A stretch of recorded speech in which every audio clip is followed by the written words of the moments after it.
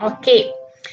Untuk hari ini kita akan belajar berkenaan dengan tajuk redox, iaitu kita nak membincangkan soalan esei konstruk menganalisis konstruk menganalisis. Okey, sebelum daripada itu rujuk kepada soalan yang cikgu bagi minggu lepas, okey, di mana soalannya ejen penurunan dalam suatu tindak balas boleh juga bertindak sebagai ejen pengoksidaan dalam satu tindak balas yang lain. Okey. Jadi maknanya kat sini bila dikata ejen penurunan dalam satu tindak balas boleh juga bertindak sebagai ejen pengoksidaan dalam satu tindak balas yang lain. Maknanya kat sini dia refer kepada satu bahan sahaja, satu bahan. Okey. Kalau ada pelajar-pelajar baru masuk royak ni ke cikgu sebab cikgu dah tunjuk slide show ni, cikgu tak boleh nak nampak siapa yang baru masuk ni. Kalau ada yang baru masuk tolong bagi tahu kat cikgu. Okey, bincangkan pernyataan ini berdasarkan kepada tindak balas yang diwakili oleh persamaan berikut. Jadi fokus awak bila awak tengok tindak balas 1, tindak balas 2 ini, awak cari yang mana bahan yang sama.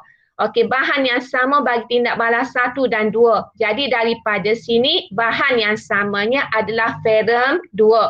Okey, di mana ferrum 2 bagi tindak balas 1 membentuk ferrum 3.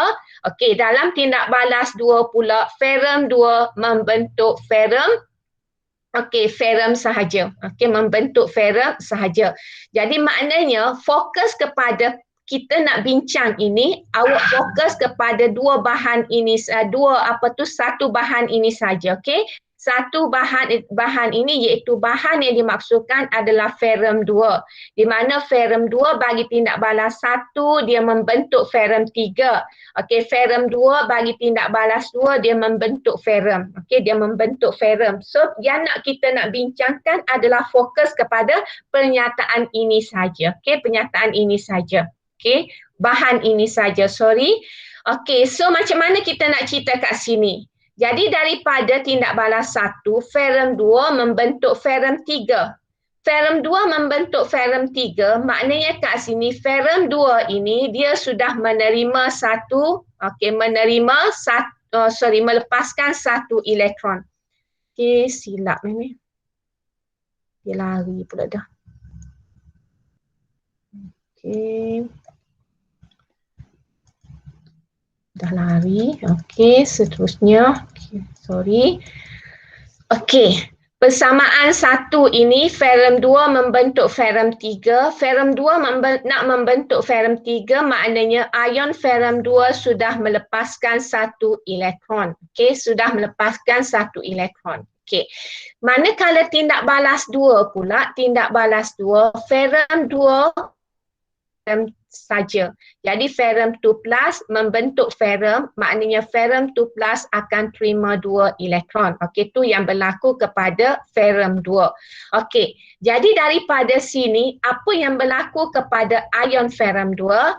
Ion ferrum 2 melepaskan elektron membentuk ion ferrum 3. Jadi bila dia melepaskan elektron maka ia mengalami proses pengoksidaan, dan bila ia mengalami proses pengoksidaan maka ion ferrum 2 bertindak sebagai ejen penurunan. Okey. Manakala untuk eksperimen 2 pula, ion ferrum 2 ni menerima elektron membentuk atom ferrum. Bila terima elektron, maka ia mengalami proses penurunan. Jadi bila dia mengalami proses penurunan, maka ia bertindak sebagai ejen pengoksidaan. Jadi kat sini kalau kita tengok,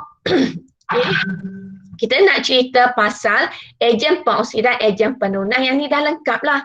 Maknanya ferrum 2 kat dalam tindak balas 1 ni bertindak sebagai ejen penurunan. Kenapa? Sebab ia sudah mengalami proses pengoksidaan. Okey, manakala tindak balas 2, tindak balas 2, di mana tindak balas 2 ion ferrum 2 ni bertindak sebagai ejen pengoksidaan. Kenapa? Kerana ia mengalami proses penurunan. Okey. Kalau kita tengok daripada soalan ini, ada ke tidak dia suruh awak bincang dari aspek apa-apa? Tak ada kan? Jadi sebenarnya soalan awak boleh awak nyatakan sama ada dari aspek elektron ataupun dari aspek yang kedua, aspek nombor pengoksidaan pun boleh. Kalau katakanlah elektron, inilah cara kita nak jawab. Okey, 1 markah, 2 markah, 3 markah, 4 markah. Okey, kalau aspek yang kedua, sebab soalan ni umum, dia tidak spesifik kepada aspek apa yang awak nak terangkan tentang proses ini. Okey, kalau katakanlah aspek yang kedua kita nak cerita pasal aspek nombor pengoksidaan contohnya. Jadi kalau kita nak cerita pasal nombor pengoksidaan, cuba tengok ferrum. Kat sini positif 2 kan? Okey, untuk tindak balas 1. Okey, selepas dia jadi Fe3. Maknanya kat sini nombor pengoksidaan ferrum ini bertambah daripada positif 2 ke positif 3. Jadi bila bertambah nombor pengoksidaan maka prosesnya adalah proses pengoksidaan. Okay, bila ia mengalami proses pengoksidaan maka ia adalah ejen penurunan. Okey, sama juga kalau kita nak cerita tindak balas 2 ini dari aspek nombor pengoksidaan, maka kita cerita nombor pengoksidaan ferrum berkurang daripada positif 2 ke kosong. Ferrum kat sini kosong. Kenapa? Sebab jenis zarahnya adalah atom. Bila jenis zarah atom, maka nombor pengoksidaannya kosong. Jadi positif 2 ke kosong, nombor pengoksidaan dia berkurang. Bila berkurang, maka ia mengalami proses penurunan. Jadi bila ia mengalami proses penurunan, ia bertindak sebagai ejen pengoksidaan. Okey, boleh faham ke situ? Jadi cikgu nak ayatkan awak sini, awak tak perlu rayak pasal bromin. Tak perlu rayak. Sebab apa? Sebab dia tak tanya pasal bromin pun. Dia tanya ejen penurunan dalam satu tindak balas boleh juga bertindak sebagai ejen pengoksidaan. Dia fokus kepada apa? Mesti pada satu bahan. Kita pun kena cari bahan apa? Oh, apa tu ion ferrum 2. So tak payah cerita pasal bromin, tak payah cerita pasal zinc. Okey. Boleh faham ke situ? Jelas tak situ? Jelas tak? Jelas. So kalau jelas, okey. Cuba tengok soalan ini. Cikgu nak awak jawab soalan ini. Ni 6 markah. Poinnya sama macam tadi. Okey, 6 markah pula kat sini. Cuba tengok soalan ni. Cuba jawab soalan ni. Cikgu bagi masa 5 minit.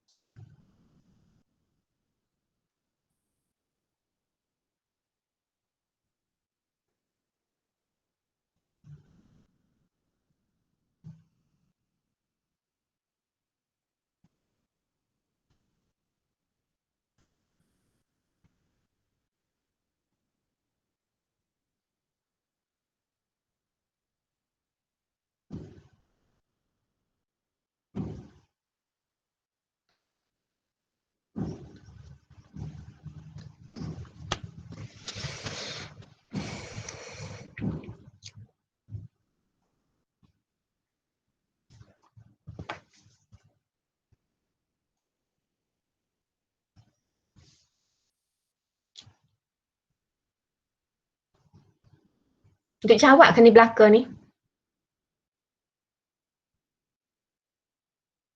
Ya, cikgu. Dah jawab dah? Tengah jawab. Tengah jawab. Okey.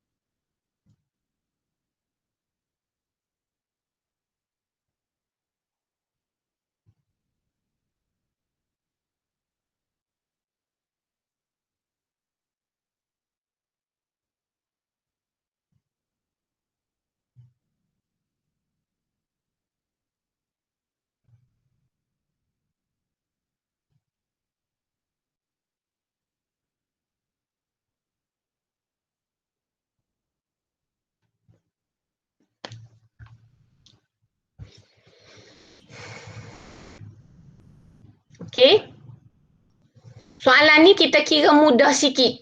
Kenapa kita kata mudah? Sebab dia fokus dah dia bagi kat kita, kita tak payah fikir. Macam tadi kita kena fikir. Sekarang ni dia kata, okey, bandingkan peranan ion ferrum 2. Terus dia fokus kepada ion ferrum 2. Okey, terangkan jawapan anda.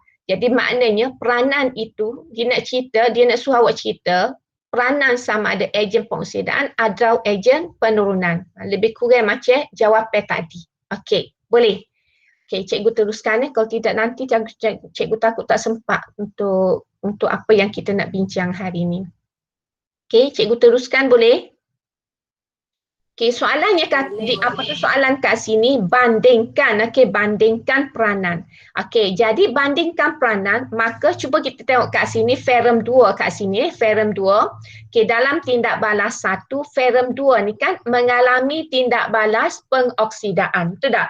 Jadi bila dia mengalami tindak balas pengoksidaan, maka ia bertindak sebagai ejen penurunan. Okey, kenapa dia bertindak? Terangkan jawapan anda di dua soalan kat sini, banding. Okey, lepas tu terangkan jawapan anda. Bila kita kata tindak balas 1 ion ferrum bertindak sebagai ejen penurunan, maka terangkan, maknanya kita nak jawab soalan berapa. Kenapa awak kata dia sebagai ejen penurunan? Jadi kita kena cerita pasal kerana ia mengalami proses pengoksidaan. Tapi bila kita nak cerita ia mengalami proses pengoksidaan, nanti kita akan tanya, okey, macam mana awak tahu dia mengalami proses pengoksidaan? Okey, jadi kita cerita dulu apa dia. Daripada tindak balas ini, kita tahu bahawasanya nombor pengoksidaan ferrum bertambah daripada positif 2 kepada positif 3. Dan mengalami proses pengoksidaan. Okey, boleh. Di 3 markah kat sini. Okey, yang kedua, eksperimen yang kedua, sama juga, poin yang sama, lebih kurang sama. Di mana tindak balas 2, ion ferrum 2 bertindak sebagai ejen pengoksidaan. Okey, kenapa kata gitu? Sebab nombor pengoksidaan ferrum berkurang daripada positif 2 ke 0 dan ia mengalami proses penurunan. Okey, jadi 3 campur 3, 6.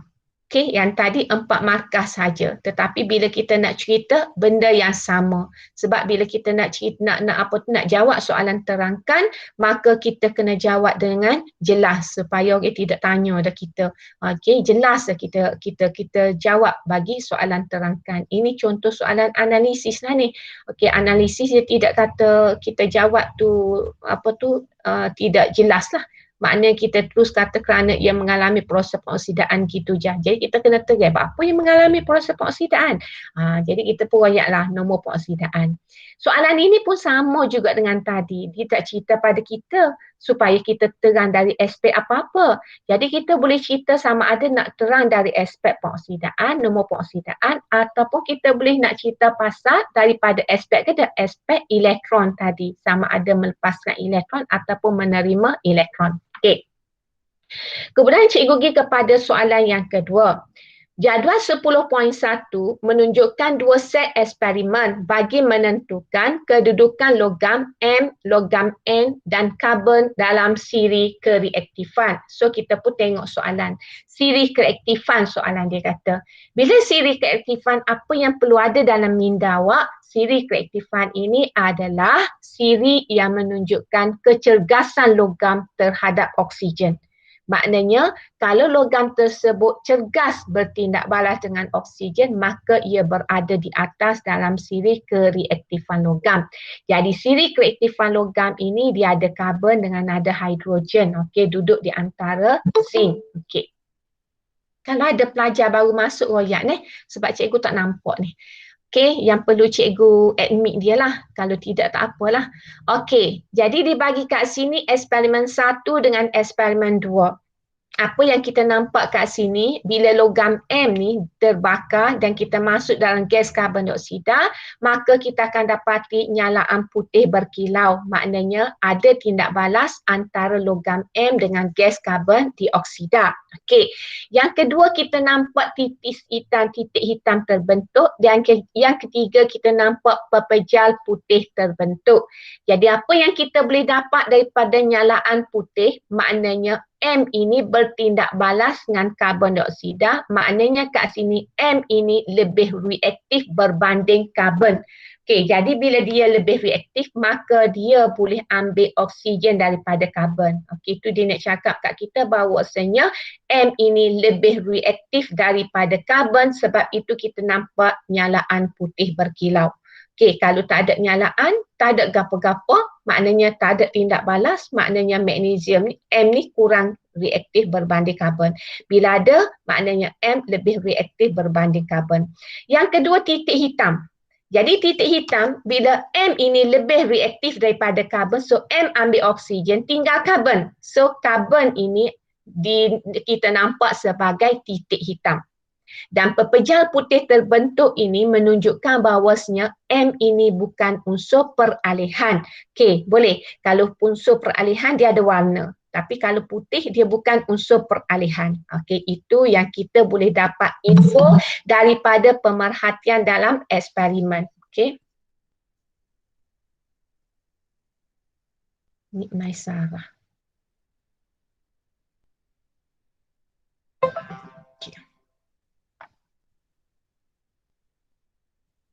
Okey, boleh Okey, jadi M ini bila dia react dengan karbon dioksida, maka M ambil O, hasilnya pepejal putih ni adalah M oksida. Titik hitam ini maknanya karbon. Okey, kita pun tengok yang kedua. Okey, eksperimen yang kedua, N oksida ini dibakar dengan karbon. Bila dibakar dengan karbon, kita dapati baraan terang. Kalau kita banding, ini nyala, ini bara, maknanya hot ni lebih cergas daripada hot ni. Kalau lebih cergas, maknanya M dengan N ni jarak dia jauh lah, lebih kurang macam tu lah kita boleh tengok. Okey, hot ni dengan ni jarak dia dekat, lebih kurang lah. Okey. Ataupun kita boleh kata kat sini kalau kita tak nak banding dari segi kecergasan, so kita banding bila ada saja perubahan, maknanya ada tindak balas. Lepas tu yang kedua, didapati pepejal perang terbentuk. Kalau ada tindak balas, maknanya kat sini karbon lebih reaktif daripada N. Okey, karbon lebih reaktif daripada N, maka karbon boleh ambil O daripada N, tinggal N. N yang akan tinggal. Karbon hasilnya adalah karbon dioksida dengan N.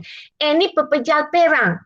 Kalau N ni pepejal perang, gapo dia pepejal perang yang kita tahu. Dia bukan sebatian tetapi dia berwarna perang. Ini gapo dia berwarna perang. So yang kita ingat berwarna perang ini adalah kuprum. So kita tahu N itu adalah kuprum. Okey, ni info yang kita perlu dapat daripada soalan, barulah kita boleh jawab soalan yang ditanya kepada kita. Jadi soalan dikata terangkan. Okey, yang pertama kita tengok dulu soalan nak gapo dia. Yang pertama dia kata susun. Yang kedua kita kena tengok susun lagu mana. Susun mengikut tertib menaik. Okey. Yang kedua dia nak apa lagi? Dia suruh terangkan jawapan anda. Maknanya bagaimana awak dapat susun macam tu. Yang ketiga dia nak cadangkan logam M dan juga logam N. Okey, jadi 3 soalan yang ditanya ke awak dalam satu soalan besar.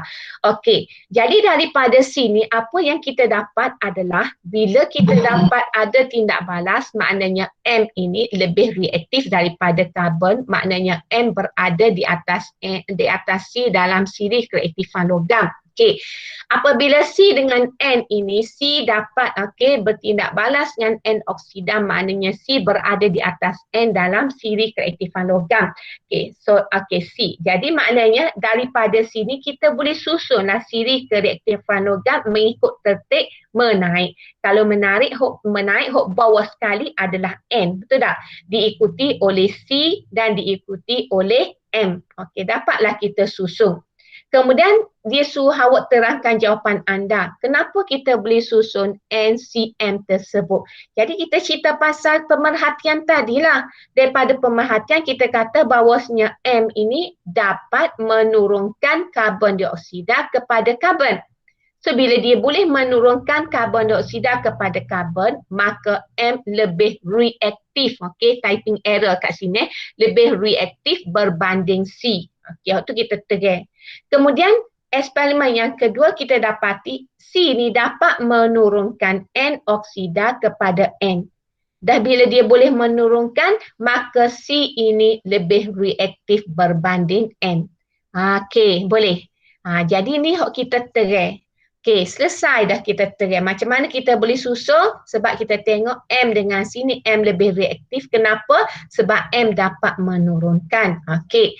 Kemudian soalan yang ketiga, dia suruh awak cadangkan logam M dan logam N. So M letaklah sama ada magnesium ke, aluminium ke, janji okey M ini berada di atas karbon dalam siri kereaktifan logam. Manakala N ni satu saja sebab pemerhatian kata pepejal perak, maka kita tak boleh ambil yang lain selain daripada kuprum. Okey. Sekarang cuba kita tengok cikgu guna perkataan apa tu? Perkataan menurunkan. Jadi kita refer kepada redox persamaan redox. Contohnya katakanlah M react dengan react dengan karbon dioksida dapat MO dengan C, contohlah. Okey. Jadi kita bila kita nak cerita pasal redox kan, kita boleh cerita tindak balas redox sama ada dari aspek oksigen, dari aspek hidrogen, dari aspek nombor pengoksidan dan daripada aspek elektron. Maka untuk eksperimen ini, semua dia tindak balas adalah untuk mengambil oksigen, bertindak balas terhadap oksigen.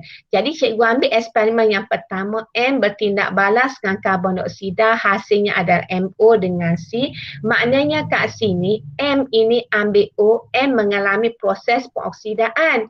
Jadi C mengalami proses penurunan. Fungsi M ni adalah ejen penurunan. Sebab bila dia mengalami proses pengoksidan, ia adalah ejen penurunan. Sebab itulah cikgu guna perkataan M menurunkan. Okey, CuO, CO2 kepada Cu. Sama juga C dengan NO. Maknanya C ambil O, maknanya C dapat menurunkan N oksida kepada N. Itu perkataan menurunkan. Bila dia dapat menurunkan, maka kita boleh kata dia lebih reaktif. Okey, dia lebih reaktif. Okey. Ada soalan nak tanya? Selesai? Ada soalan nak tanya? Ada soalan nak tanya? Tak ada. Okey, so kalau tak ada, kita pergi kepada soalan yang ketiga. Okey, hok ni kalau awak refer buku, cuba tengok muka surat 279. 279. Okey, boleh?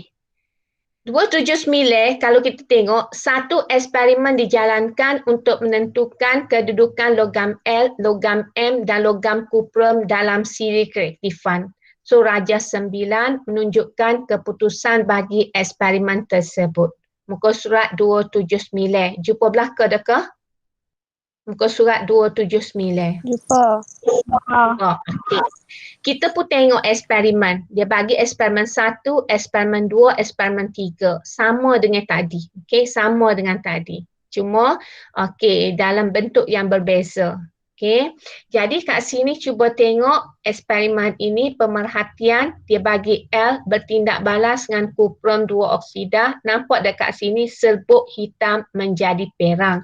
Kalau serbuk hitam, kita mesti fokus kepada kuprum 2 oksida. Sebab kita tahu kuprum 2 oksida tu adalah pepejal hitam. Jadi soalan dia kata, dia suruh awak terangkan jawapan. Okey. Lepas tu dia kata susun 3 logam tersebut mengikut tertib menaik dan juga dia suruh awak terangkan jawapan anda. Soalan dia lebih kurang sama dengan tadi. So macam mana kita nak terai? So kita tengok satu-satu lah. Iaitu yang pertama kita tengok serbuk hitam bertukar menjadi perang. Okey, jadi bila kita tahu kat sini, awak jawab apa tu? Kejap ni, bila kita ni deh. Okey. Jadi bila serbuk hitam menjadi perang, kita tahulah serbuk hitam itu adalah kuprum 2 oksida. Perang-perang ini adalah kuprum. Okey, maknanya kat sini daripada hitam jadi perang, maknanya daripada CuO jadi Cu. Maknanya L ini dapat menurunkan CuO kepada Cu. Itu dah. Jadi maknanya L ini mengalami proses pengoksidaan manakala ia bertindak sebagai ejen penurunan sebab dia sudah menurunkan Cu kepada Cu. Okey, eksperimen 2 pula sama. Dia kata serbuk, okey, serbuk hitam bertukar menjadi perang. Jadi bila serbuk hitam bertukar menjadi perang, maknanya ada perubahan, maka sama juga dengan sinilah. Hitam ni apa dia? CuO. Perang ni apa dia? Cu. Maka CuO sudah diturunkan kepada Cu, maka kita juga boleh buat kesimpulan bahawasanya ataupun inference kita boleh buat adalah M juga lebih reaktif berbanding Cu. Kemudian M pula bila bertindak balas dengan oksida L, tiada perubahan. Maknanya tak ada tindak balas. Bila tak ada tindak balas, maka kita boleh dapat kat sini, kita boleh buat inference bahawasanya M ini dia kurang reaktif berbanding L. Sebab itu dia tak boleh nak ambil O daripada L. Okey.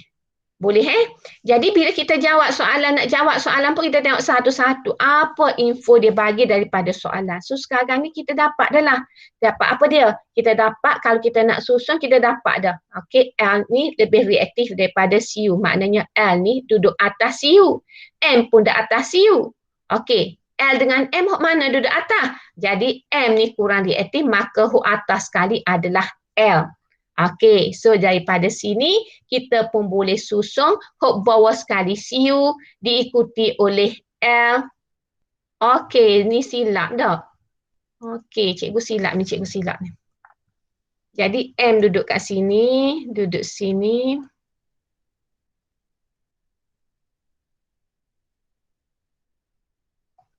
M dulu baru L. Okey, sorry. Okey, dan kalau kita nak jawab soalan tadi, kita kata apa dia sebelum kita kata L lebih reaktif, kita boleh kata L dapat menurunkan CuO kepada Cu, maka L lebih reaktif berbanding Cu. Yang kat sini pula M dapat menurunkan CuO kepada Cu, maka M lebih reaktif berbanding Cu. Kat sini pula kita kata apa dia? M tidak dapat menurunkan L oksida kepada L, maka M kurang reaktif berbanding L. Okey, itu adalah jawapan kepada soalan. Okey, boleh Soalan kata tadi dia suruh awak terangkan. Mula-mula dia suruh awak susun, kemudian dia suruh awak terangkan.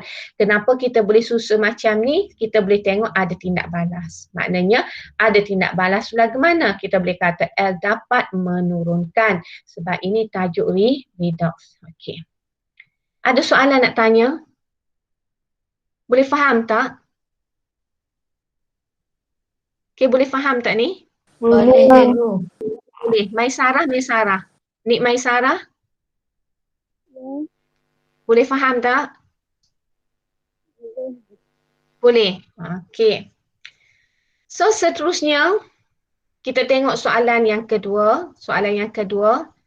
Okey. Kuprum 2 oksida bertindak balas dengan zin menghasilkan zin oksida dan kuprum seperti ditunjukkan dalam persamaan. So semua kalau tajuk analisis, konstruk analisis terangkanlah. Jadi cikgu nak bincang hari ni adalah soalan terangkan tajuk redox.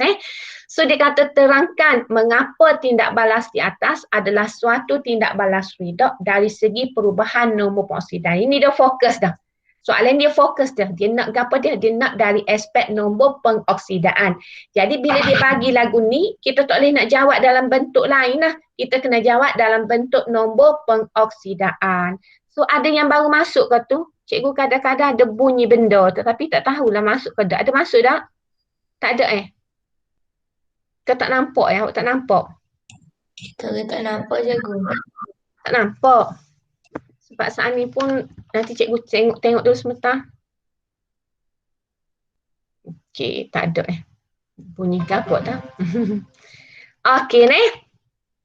Jadi bila suruh awak okey, tindak balas ni adalah tindak balas redox dari aspek nombor pengoksidaan, maka step yang pertama kita nak kenal pastilah nombor pengoksidaan bagi bahan dalam tindak balas tersebut. Jadi kita pun ambil Cu kat sini kan CuO. CuO ni, okey, nombor pengoksidaan Cu kat sini adalah positif 2. Okey. Kemudian Cu kat sini dia logam, maka nombor pengoksidaan Cu kat sini kosong. Okey, kita tengok Zn pula, nombor pengoksidaan Zn kat sini kosong sebab dia logam. Nombor pengoksidaan Zn kat sini berapa? Positif 2. Jadi kalau kita nak apa tu, nak terang dari aspek nombor peroksidan, maka kita tengok satu-satu lah. Nombor peroksidan kuprum cuba tengok daripada positif 2, okey sorry. Okey, daripada positif 2, silap daripada positif 2 kepada kosong. Okey, nombor peroksidan Cu berkurang daripada positif 2 ke kosong. Maka kita boleh kata Cu mengalami proses penurunan. Nombor peroksidan zinc pula bertambah daripada kosong ke positif 2, maka zinc mengalami proses pengoksidaan. Okey, itu yang kita nampak kat sini. So itulah juga yang kita boleh terangkan untuk menjawab soalan ini, iaitu nombor peroksidan Cu berkurang daripada positif 2 ke kosong. Okey, jadi Cu mengalami proses penurunan.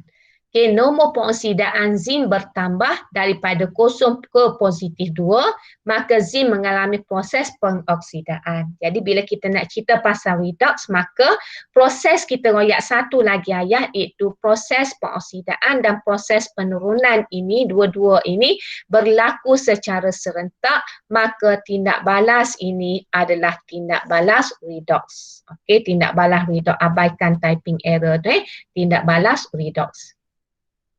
Okey. Okey. Dah ke? Kita pergi kepada soalan seterusnya. Okey, yang ni. Jap.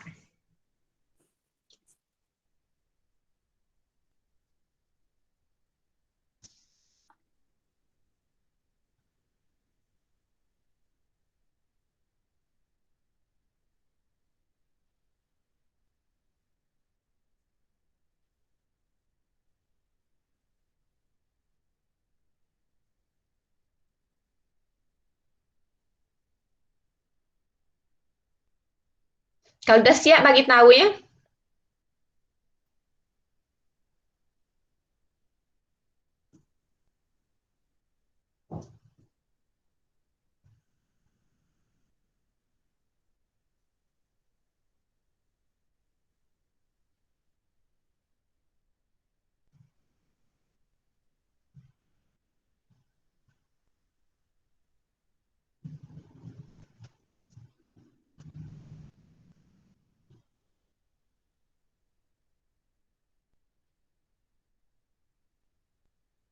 Okey. Dah cikgu. Dah. Okey. So kita pergi kepada contoh yang kedua. Okey, contoh yang kedua. Persamaan kimia berikut menunjukkan tindak balas redox. So terangkan tindak balas redox yang berikut dari aspek perubahan nombor peroksidan. Okey. Cuba jawab soalan ni. Cikgu bagi masa 5 minit untuk awak jawab ni.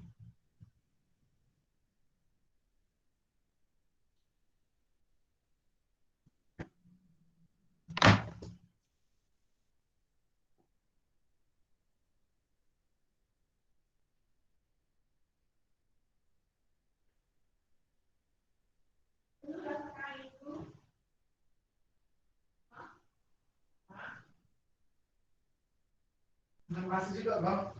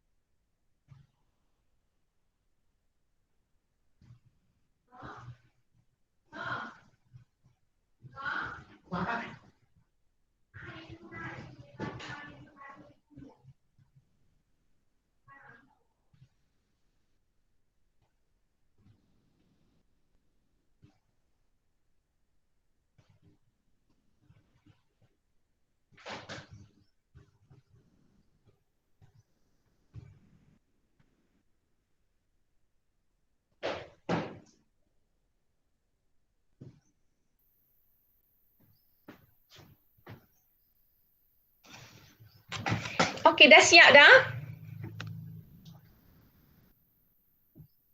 Siap dah? Dah?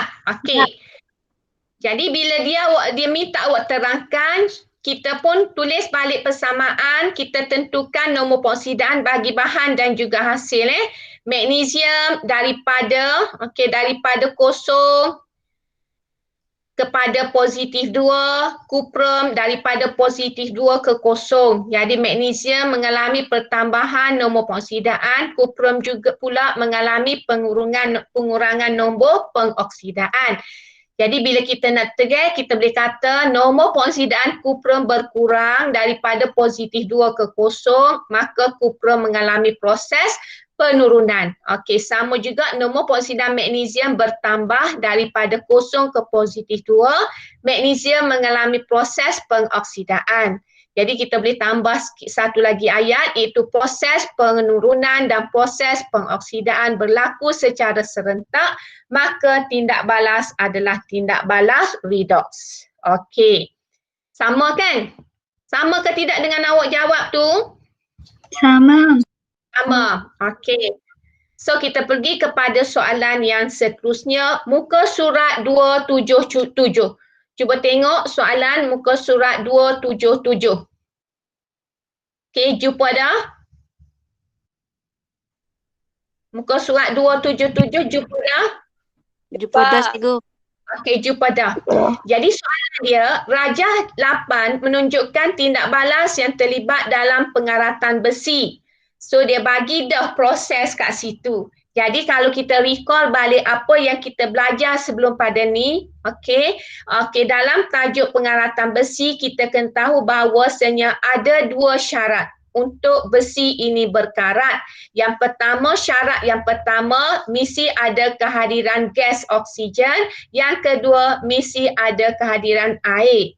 Okey, kalau tak ada salah satu, besi tak boleh berkarat. Dia kena ada dua-dua baru besi itu berkarat. So, apa yang berlaku bila ada titisan air dan oksigen pada permukaan besi, maka step yang pertama di bahagian tengah permukaan besi ini, atom ferrum akan melepaskan 2 elektron. Okey, itu yang berlaku.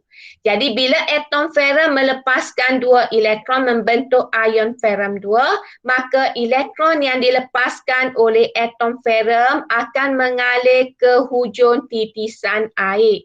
Di hujung titisan air pula, oksigen, gas oksigen dan juga air akan menerima elektron membentuk ion hidroksida.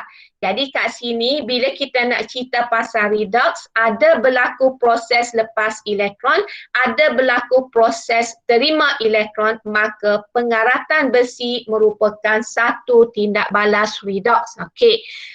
Jadi apa soalan dia tanya awak kat sini? Dia kata berdasarkan rajah 8. Okey, apa yang dia nak tanya? Dia kata tulis persamaan setengah bagi tindak balas pengoksidaan dan penurunan yang berlaku semasa pengaratan besi. Yang kedua, dia minta awak kenal pasti ejen penurunan dan juga terangkan jawapan anda. Terangkan jawapan anda. Jadi maknanya dia nak persamaan yang kita tulis. Lepas kemudian dia suruh kenal pasti persamaan itu penurunan atau pengoksidaan. Okey. Jadi yang pertama dia nak awak tulis persamaan, yang kedua dia nak awak kenal pasti ejen penurunan dan yang ketiga dia minta awak terangkan. Jadi kita pun boleh tulis yang pertama, okey, poin pertama. Di mana tindak balas pengoksidaan adalah Fe lepas elektron jadi Fe2+. Penurunan pula adalah O2 tambah air, okey, tambah 4 elektron membentuk ion hidroksida. Ini penurunan. Okey, selesai soalan yang pertama, tulis persamaan setengah. Kemudian disuruh kenal pasti ejen penurunan. Ejen penurunan adalah bahan yang mengalami proses pengoksidaan. Apa yang bahan mengalami proses pengoksidaan? Ferrum lah. Okey, ferrum lah sebab dia lepas elektron. Maka ferrum mengalami proses pengoksidaan, oleh itu ia bertindak sebagai ejen penurunan. Okey. Bolehkah? Bolehkah? Jadi dia kata kenal pasti ejen penurunan, kenal pasti dah lah ferrum. Okey, apa kita kata ferrum tu ejen penurunan? Sebab ia mengalami proses pengoksidaan. So, boleh faham ke situ? Boleh faham ke situ? Boleh. Okey. Kemudian kalau tindak balas penurunan, air dan juga oksigen mengalami proses penurunan kerana ia bertindak sebagai ejen pengoksidaan. Okey. Dah selesai. Okey, sebenarnya untuk akhir sekali air dan oksigen kita tak perlu mention kat sini. Sebab apa? Sebab dia tak say. Yang dia nak ejen pengoksidaan saja. Maka jawapan dia sampai setakat ni saja. Terangkan jawapan anda, terangkan dari aspek ejen penurunan itu. So kita tergelah apa kita kata dia ejen penurunan sebab dia mengalami proses pengoksidaan. Okey. Seterusnya. Soalan yang sama juga. Jumpa ke tak? Soalan itu jumpa belakang kan? Okey, seterusnya. Pengaratan paip besi dicegah secara menyentuhnya dengan bongkah magnesium. Terangkan bagaimana magnesium dapat mencegah pengaratan paip besi. Okey, pengaratan paip besi. Okey, jadi kat sini dia kata paip besi boleh boleh dicegah daripada berkarat dengan kita sentuhkan ia dengan bongkah magnesium. Jadi lagu mana situasi tu? Seolah-olah lebih kurang macam ni lah. Kita ada ferrum, okey, besi dan kita kontak ferrum dengan magnesium. So dia terangkan bagaimana magnesium dapat mencegah pengaratan paip besi. So kita andaikan bila besi nak karat mesti ada air, mesti ada oksigen. Jadi kat sini bila kita letak magnesium, ada air, ada oksigen, besi tak karat. Tu maksud dia. Kenapa? Jadi kenapa? Maka kita kena balik kepada kita tengok antara dua logam ini yang mana lebih elektropositif. Jadi kat sini magnesium lebih elektropositif berbanding ferrum. Dah bila dia lebih elektropositif kat apa? Makna lebih elektropositif ni maknanya lebih cenderung untuk melepaskan elektron. Maka atom magnesium akan melepaskan elektron membentuk ion Mg2+. Okey. Jadi elektron yang dilepaskan oleh atom magnesium ni gimana? Okey, so sama dengan tadilah. Dia elektron yang dilepaskan oleh atom magnesium ini akan diterima oleh molekul air dan oksigen untuk membentuk ion hidroksida. Okey. Jadi kat sini kalau kita tengok ada apa-apa berlaku kepada ferrum? Tak ada kan? Dari aspek lepas elektron atom magnesium, dari aspek terima elektron pula adalah molekul air dan oksigen. Jadi ada apa-apa tak berlaku kepada ferrum? Tak ada. So bila tak ada dengan cara ini maka magnesium dapat menghalang ferrum daripada berkarat. Okey. Okey, boleh? Okey. Boleh faham tak tu? Jadi nak mencegah paip besi daripada berkarat, maka kita kontaklah besi itu dengan logam yang lebih elektropositif. Kenapa? Sebab yang lebih elektropositif itu lebih cenderung untuk melepaskan elektron. Okey. Ada soalan? Tak ada. Tak ada semua. Okey. So sama contoh ni kita buat dalam makmal.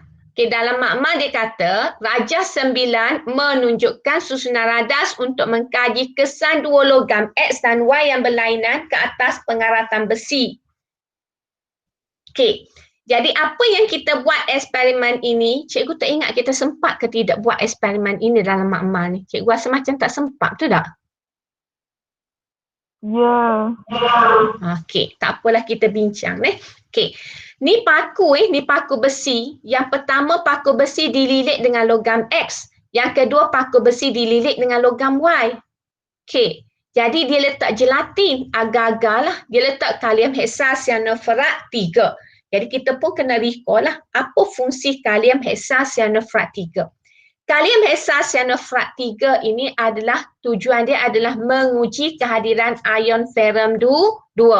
Okey. Kalau ada ion ferrum 2, apa yang kita nampak? Jadi kalau ada ion ferrum 2, maka kita akan nampak ada warna biru.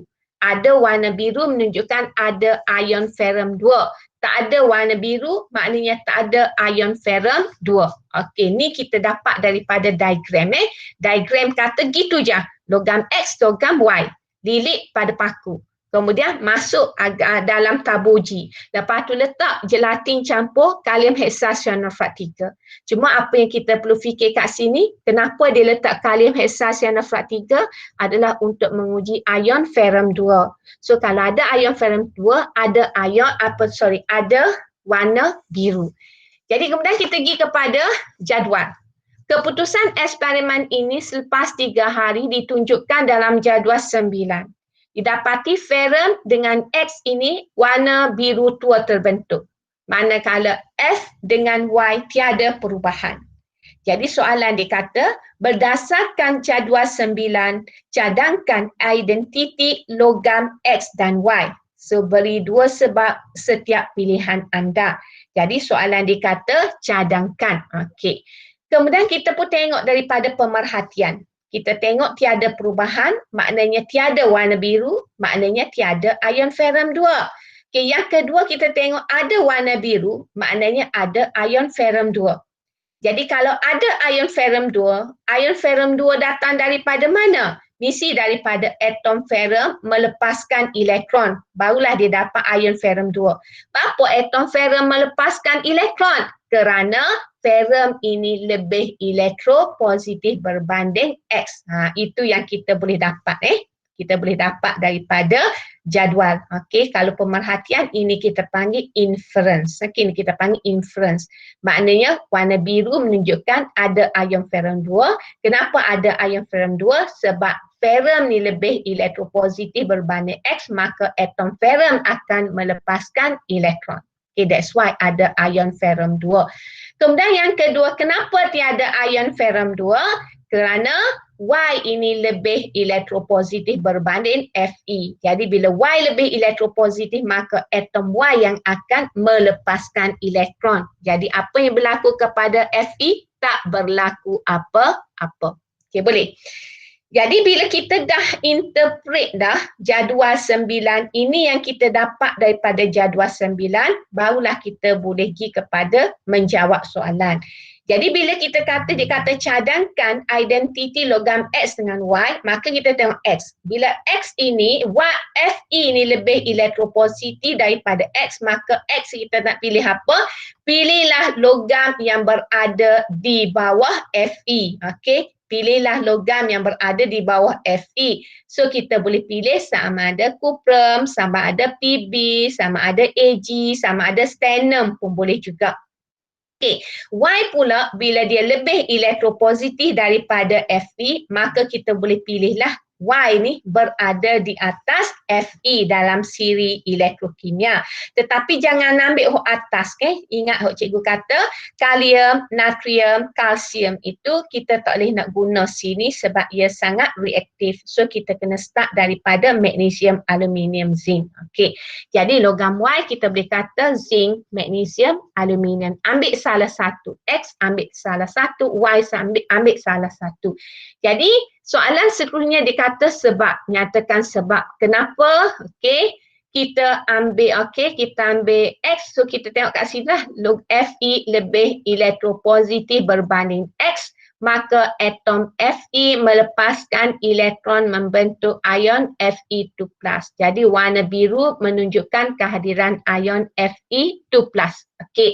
Kemudian yang kedua pula, Y yang lebih elektropositif berbanding Fe. Jadi bila Y lebih, maka atom Y melepaskan elektron membentuk ion Y. Kita tak tahu Y itu apa, so kita boleh kata Y A positif. Tetapi kalau atas tu kita dah kata Cu, maka kita boleh kata Y2 positif. So tiada warna biru menunjukkan tiada ion ferrum 2.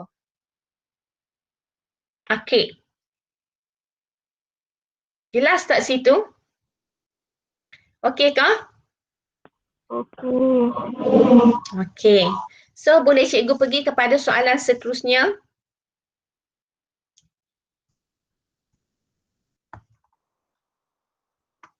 Boleh. Boleh cikgu pergi kata soalan seterusnya? Boleh. So, kita pergi kepada soalan seterusnya. Soalan seterusnya dibagi jadual 8 menunjukkan keputusan dua eksperimen 1 dan 2 bagi penyesaran halogen. Diberi kalium klorida, okey, masuk air bromin, tiada tindak balas. Manakala dalam kalium bromida, air klorin masuk dalam kalium bromida, tindak balas berlaku. Jadi bila ada tindak balas, ada persamaan kimia lah. Kalium bromida bertindak balas dengan air klorin, maka klorin ni lebih elektronegatif berbanding bromin, maka klorin boleh ambil K daripada bromin, jadi KCl dengan Br2. Manakala eksperimen yang pertama KCl, kita masukkan air bromin oleh kerana bromin ini kurang elektronegatif berbanding Cl. Bromin ni duduk bawah dalam siri elektrokimia, maka bromin ni kurang elektronegatif berbanding klorin, maka bromin tak boleh nak ambil K daripada klorin. That's why kita nampak tiada tindak balas berlaku. Okey, ni kita dapat daripada jadual. So kita pun tengok soalan. Soalan kata apa? Terangkan tindak balas redox yang berlaku bagi eksperimen 1 dan 2.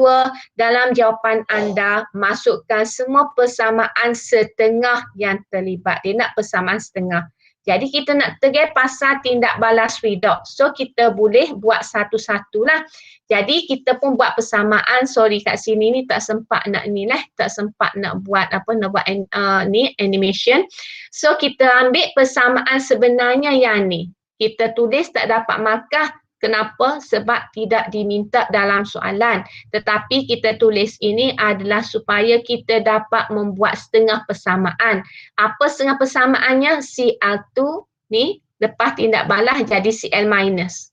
Br minus lepas tindak balas jadi Br2. Br minus lepas tindak balas jadi Br2. Okay, macam mana Cl2 nak jadi Cl minus? Maknanya dia terima elektron. Br minus nak jadi Br2. Br2 ni terima elektron iaitu Br minus tolak elektron. Jadi apa kita nak terang kat sini? Nak cerita pasal tindak balas redox. Maka kenapa boleh klorin ni bertindak balas dengan KBr? Kerana klorin ni lebih elektronegatif berbanding Br. Jadi bila dia lebih elektronegatif, maka klorin terima elektron membentuk Cl minus, maka klorin mengalami proses penurunan. Okey. Yang kedua, okey. Terbalik kuih dah. Berlakulah. Senang. Okey. Molekul bila klorin lebih elektronegatif berbanding bromin, maka molekul klorin menerima elektron membentuk ion klorida. Ini molekul klorin terima elektron membentuk ion bromida. Jadi klorin mengalami proses penurunan. Apa yang berlaku kepada ion bromida? Ion bromida pula dia melepaskan elektron membentuk molekul bromin. Okey, membentuk molekul bromin. Tertekan ni pula dah. Sorry. Membentuk molekul bromin. Okey. Jadi kat sini bila dia lepas elektron maka ion bromida mengalami proses pengoksidaan. Okey, jadi ada peroksidaan, ada penurunan, maka kita cerita ini tindak balas redox. Tapi apa yang berlaku kepada tindak balas yang kedua? Yang pertama, so KCl dengan Br2 tak ada tindak balas sebab bila kita kata tiada perubahan maknanya tiada tindak balas. Kenapa tidak ada tindak balas? Kerana klorin ini lebih elektronegatif berbanding bromin. Jadi bila klorin lebih elektronegatif berbanding bromin, maka bromin tak boleh nak menyesarkan klorin daripada larutan kalium bromida. So itu saja yang cikgu nak bincang dengan awak hari ini. Ada soalan nak tanya cikgu? Ada soalan nak tanya cikgu? Senyap belaka ni. Siap dah salin tu? Siap dah kau salin tu? Sikit lagi. Okey, salin tu.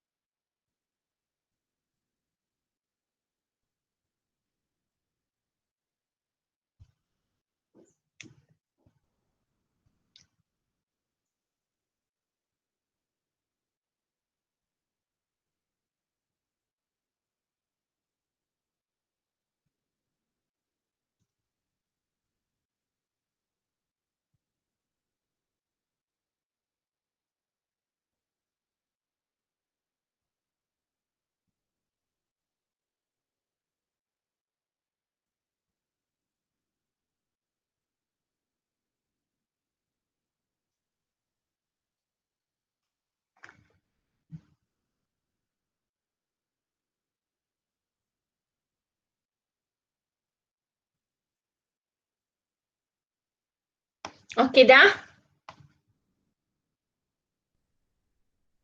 Dah ke? Dah cikgu. Dah. Dah cikgu.